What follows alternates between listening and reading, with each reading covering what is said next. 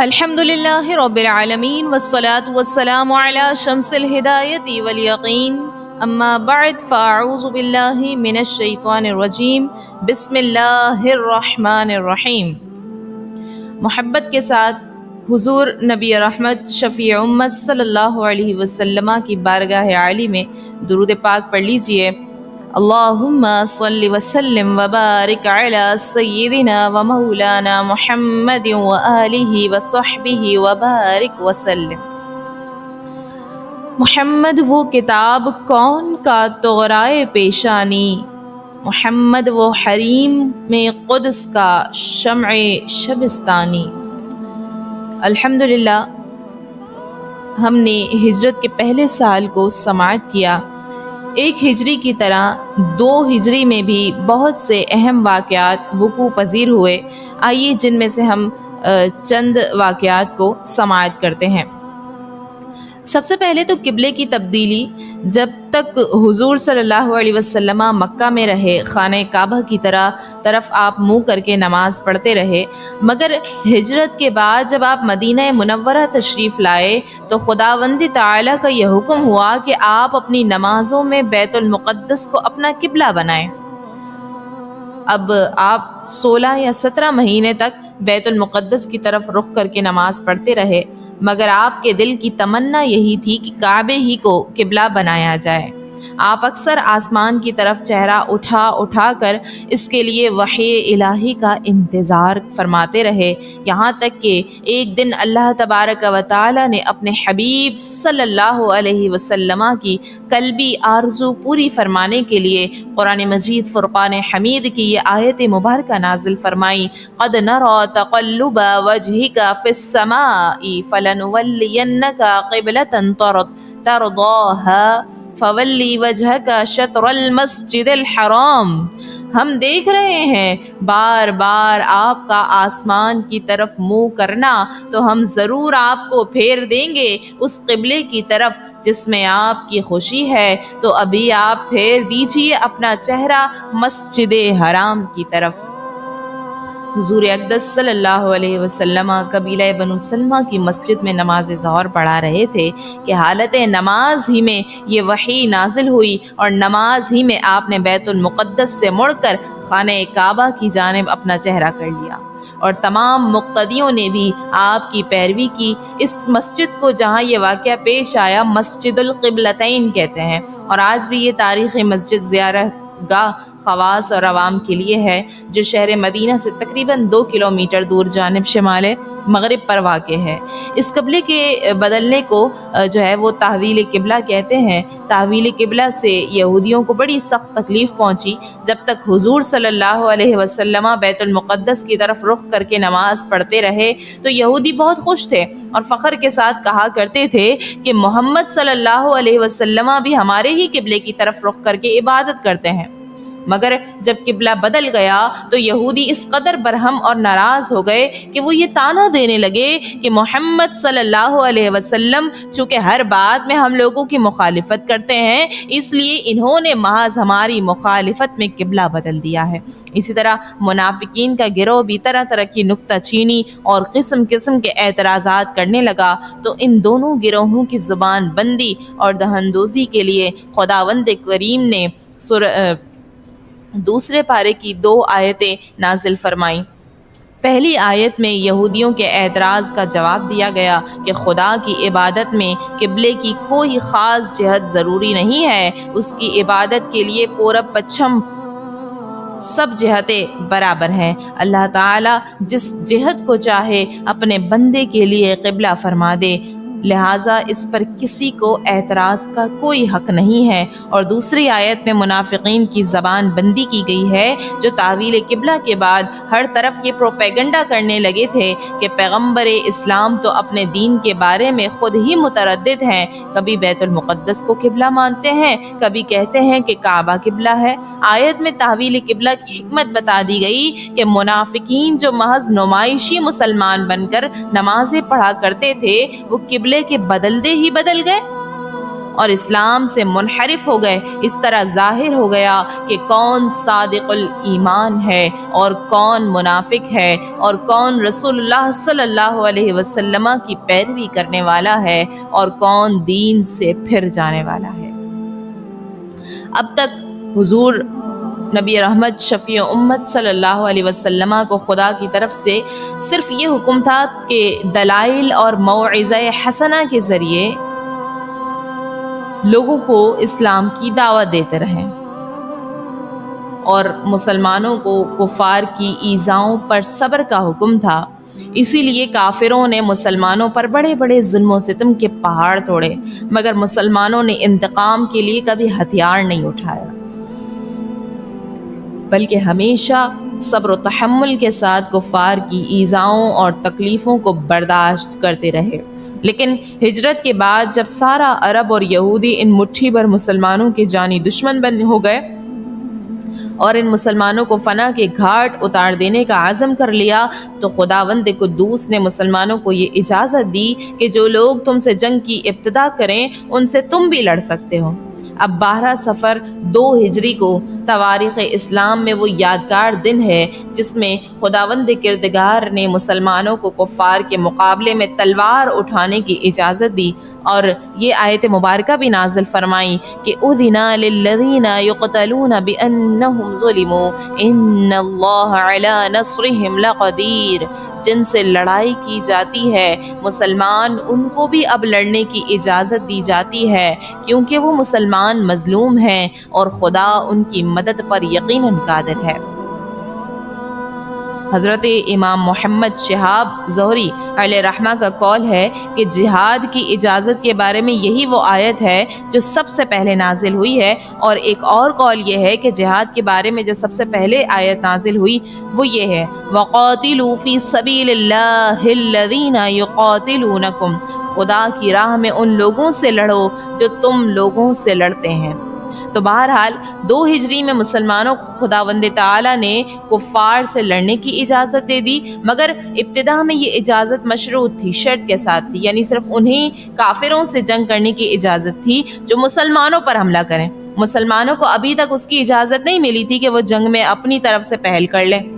لیکن حق واضح ہو جانے اور باطل ظاہر ہو جانے کے بعد چونکہ تبلیغ حق اور احکام الہی کی نشر و اشاعت حضور صلی اللہ علیہ وسلم پر فرض تھی، اس لیے تمام ان کفار سے جو عناد کے طور پر حق کو قبول کرنے سے انکار کرتے تھے جہاد کا حکم نازل ہو گیا، خواہ وہ مسلمانوں سے لڑنے میں پہل کریں یا نہ کریں، کیونکہ حق کے ظاہر ہو جانے کے بعد حق کو قبول کرنے کے لیے مجبور کرنا اور باطل کو جبراً زبردستی ترک کرانا یہ عین حکمت اور بنی نوع انسان کی صلاح اور فلاح کے لیے انتہائی ضروری تھا۔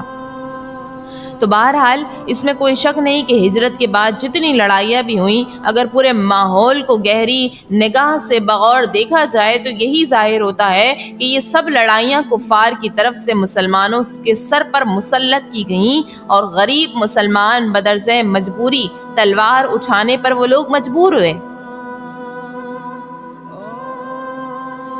جیسا کہ حضور صلی اللہ علیہ وسلم اور آپ کے اصحاب اپنا سب کچھ مکہ میں چھوڑ کر انتہائی وہ بے کسی کے عالم میں مدینے چلے آئے تھے، چاہیے تو یہ تھا کہ کفار مکہ اب اطمینان سے بیٹھ رہتے کہ ان کے دشمن یعنی رحمت عالم صلی اللہ علیہ وسلم اور مسلمان ان کے شہر سے نکل گئے، مگر ہوا یہ کہ ان کافروں کے غیظ اور غضب کا پارا اتنا چڑھ گیا کہ اب یہ لوگ اہل مدینہ کے بھی دشمن جان بن گئے۔ ہجرت کے چند روز بعد کفار مکہ نے رئیس انصار عبداللہ بن ابی کے پاس دھمکیوں سے بھرا ہوا ایک خط بھی بھیجا۔ عبداللہ بن ابی وہ شخص ہے کہ واقع ہجرت سے پہلے تمام مدینے والوں نے اس کو جو ہے وہ اپنا بادشاہ مان کر اس کی تاج پوشی کی تیاری کر لی تھی، مگر حضور صلی اللہ علیہ وسلم کے مدینہ تشریف لانے کے بعد یہ اسکیم جو تھا وہ ختم ہو گیا، اور اسی غم اور غصے میں عبداللہ بن ابی عمر بھر منافقوں کا سردار بن کر اسلام کی بیخ کنی کرتا رہا، اور اسلام اور مسلمانوں کے خلاف طرح طرح کی سازشوں میں مصروف وہ ہو گیا۔ تو کفار مکہ نے اس دشمن اسلام کے نام جو خط لکھا اس کا جو مضمون تھا، جو ٹاپک تھا، وہ یہ تھا کہ تم نے ہمارے آدمی محمد صلی اللہ علیہ وسلم کو اپنے یہاں پناہ دے رکھی ہے، ہم خدا کی قسم کھا کر کہتے ہیں کہ یا تو تم لوگ ان کو قتل کر دو یا مدینے سے نکال دو، ورنہ ہم سب لوگ تم پر حملہ کر دیں گے اور تمہارے تمام لڑنے والے جوانوں کو قتل کر کے تمہاری عورتوں پر تصرف کریں گے۔ جب حضور صلی اللہ علیہ وسلم کو کفار مکہ کے اس تہدید آمیز اور خوفناک خط کی خبر معلوم ہوئی تو آپ نے عبداللہ بن ابی سے ملاقات فرمائی اور ارشاد فرمایا کہ کیا تم اپنے بھائیوں اور بیٹوں کو قتل کرو گے؟ چونکہ اکثر انصار جو ہے وہ دامن اسلام میں آ چکے تھے، اس لیے عبداللہ بن ابی نے اس نکتے کو سمجھ لیا اور کفار مکہ کے حکم پر وہ عمل نہیں کر سکا۔ اور ٹھیک اسی زمانے میں حضرت سعد بن معاذ جو قبیلہ اوس کے سردار تھے، عمرہ ادا کرنے کے لیے وہ مدینے سے مکہ گئے اور پرانے تعلقات کی بنا پر امیہ بن خلف کے مکان پر قیام کیا۔ جب امیہ ٹھیک دوپہر کے وقت ان کو ساتھ لے کر طواف کعبہ کے لیے گیا تو اتفاق سے ابو جہل سامنے آ گیا اور ڈانٹ کر کہا کہ اے امیہ، یہ تمہارے ساتھ کون ہے؟ امیہ نے کہا کہ یہ مدینے کے رہنے والے سعد بن معاذ ہیں۔ یہ سن کر ابو جہل نے تڑپ کر کہا کہ تم لوگوں نے بے دھرمو محمد صلی اللہ علیہ وسلم کو اپنے یہاں پناہ دی ہے، خدا کی قسم اگر تم امیہ کے ساتھ میں نہ ہوتے تو بچ کر واپس نہیں جا سکتے تھے۔ حضرت سعد بن معاذ نے بھی انتہائی جرت اور دلیری کے ساتھ یہ جواب دیا کہ اگر تم لوگوں نے ہم کو کعبہ کی زیارت سے روکا تو ہم تمہاری شام کی تجارت کا راستہ روک دیں گے۔ اسی طرح کفار مکہ نے صرف انہی دھمکیوں پر بس نہیں کیا بلکہ وہ مدینے پر حملہ کی تیاریاں کرنے لگے اور حضور اور مسلمانوں کے قتل عام کا وہ منصوبہ جو پلان جو ہے وہ لوگ بنانے لگے۔ حضور صلی اللہ علیہ وسلم راتوں کو جاگ جاگ کر بسر کرتے تھے اور صحابہ کرام آپ کا پہرا دیا کرتے تھے۔ کفار مکہ نے سارے عرب پر اپنے اثر رسوخ کی وجہ سے تمام قبائل میں یہ آگ بھڑکا دی تھی کہ مدینے پر حملہ کر کے مسلمانوں کو دنیا سے نیست اور نابود کرنا ضروری ہے۔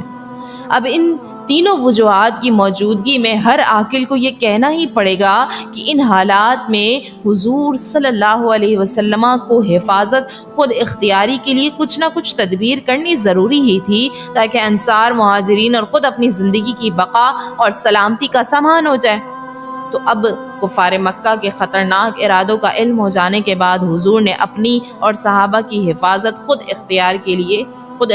کے لیے دو تدبیروں پر آپ نے جو ہے عمل درآمد فیصلہ فرمایا۔ ایک تو یہ کہ کفار مکہ کی شامی تجارت جس پر ان کی زندگی کا دار و مدار ہے، اس میں رکاوٹ ڈال دی جائے تاکہ وہ مدینے پر حملے کا خیال چھوڑ دیں اور صلح پر مجبور ہو جائیں۔ اور دوسرا یہ کہ مدینے کے اطراف میں جو قبائل آباد ہیں نا، ان سے امن اور امان کا معاہدہ ہو جائے تاکہ کفار مکہ مدینے پر حملے کی نیت نہ کر سکیں۔ حضور صلی اللہ علیہ وسلم نے انہی دو تدبیروں کے پیش نظر صحابہ کرام کے چھوٹے چھوٹے لشکروں کو مدینے کے اطراف میں بھیجنا شروع کر دیا اور بعض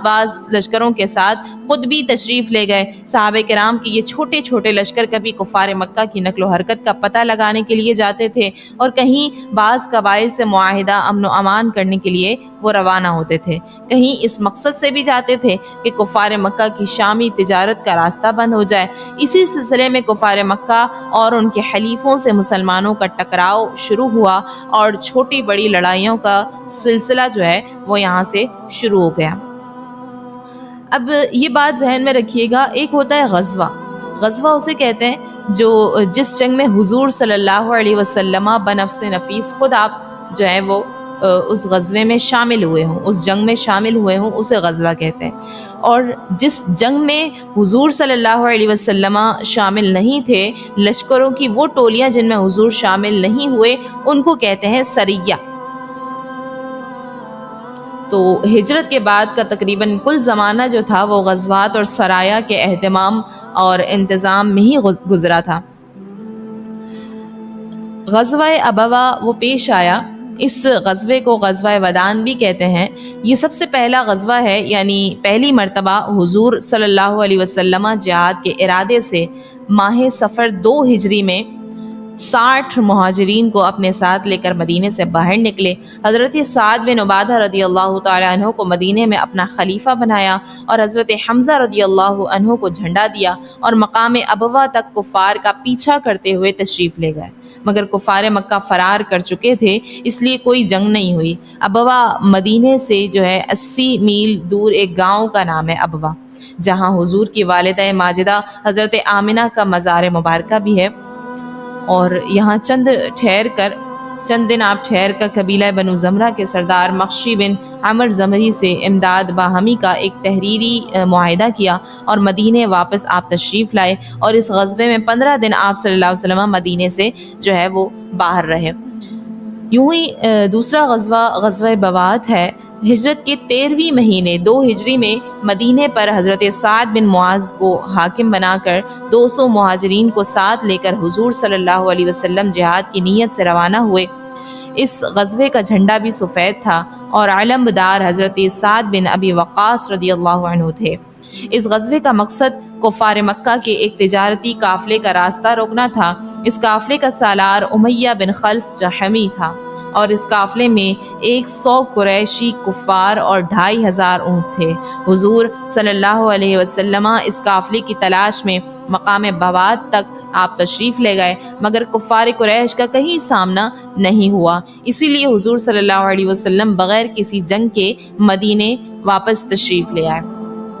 اسی غزوے کو غزوہ بوات کہتے ہیں۔ یوں ہی غزوہ صفوان ہوا۔ اسی سال قرظ بن جابر فہری نے مدینے کی چراگاہ میں ڈاکہ ڈالا اور کچھ اونٹوں کو ہانک کر وہ لے گیا۔ حضور صلی اللہ علیہ وسلم نے حضرت زید بن حارثہ رضی اللہ عنہ کو مدینے میں اپنا خلیفہ بنا کر اور حضرت علی کو علمدار بنا کر صحابہ کی ایک جماعت کے ساتھ وادی صفوان تک اس ڈاکو کا تعاقب کیا، پیچھا کیا، مگر وہ اس قدر تیزی کے ساتھ بھاگا کہ ہاتھ نہیں آیا، اور حضور صلی اللہ علیہ وسلم مدینے آپ واپس تشریف لائے۔ وادی صفوان